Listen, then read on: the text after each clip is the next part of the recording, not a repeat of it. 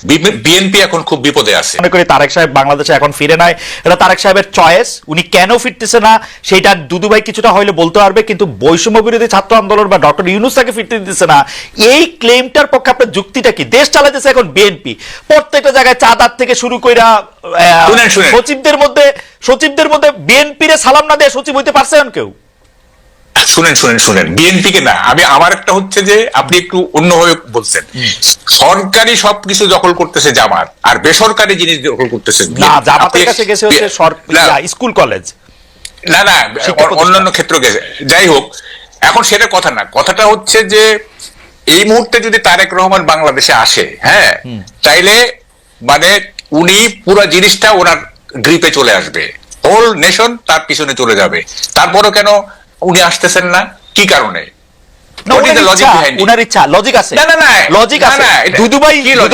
আমার লজিক আমি দেই। তারেক সাহেবকে 15 বছর উনি ক্ষমতায় ছিল না, ওনার অনেক ডার্টি লন্ড্রি জমছে, এগুলি উনার পরিষ্কার করে তারপর উনি আসবে। উনি আগে কেন? না শুনেন, দেখেন 5ই আগস্টের পরে তারেক রহমান যে ধরনের মানে ভূমিকা নিছেন, যে ধরনের বক্তব্য দিচ্ছেন, ওনার ইমেজ অলরেডি মানে কি বলে যে পুনর্বহাল হয়ে গেছে।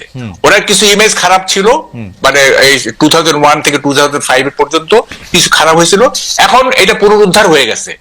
এখন আর উনি কেন ওয়েট করবেন আমি তো এটাই বুঝতেছি না। হ্যাঁ, উনি একটা ডেমোক্রেটিক পার্সোনালিটির ইমেজ ডেভেলপ করছেন এই গত 6 মাসে।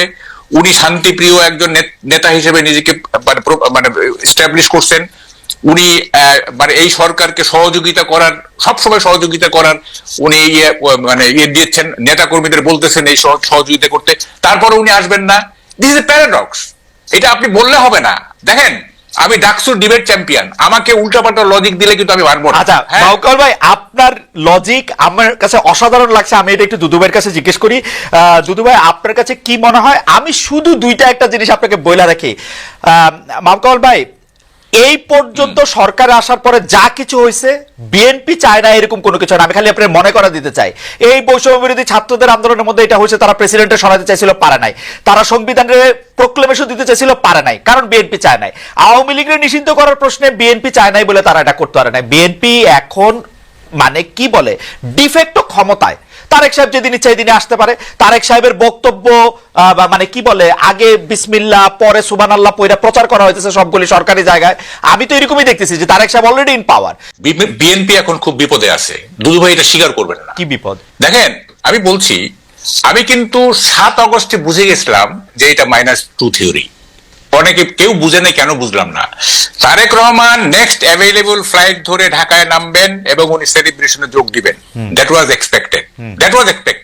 যেখানে আনসারুল্লাহ টিমের ইয়েকে ছেড়ে দেওয়া হয়েছে, তারপরে শিবিরের আপনার চিটাগাং এর ইয়েকে ছেড়ে দেওয়া হয়েছে, তারপর আরো অনেক জঙ্গি ছেড়ে তারেক রহমানকে প্রেসিডেন্টের এক কলমের খোঁচায় উনি মানে কি বলে অ্যাকুইটেড হয়ে যাবেন এবং উনি চলে আসবেন, সেলিব্রেশনে যোগ দিবেন। তিনি আসলেন না। যখন আমি 8 তারিখ পর্যন্ত ওয়েট করছি, যখন দেখলাম যে 8 তারিখ পর্যন্ত তিনি আসলেন না, আমি বুঝে গেছি কেস খারাপ। তিনি কেন আসেন? হ্যাঁ, তিনি কেন আসতে দেওয়া হয় নাই। Simple as that. K stop করবে তারেক সাহেবকে আসার জন্য?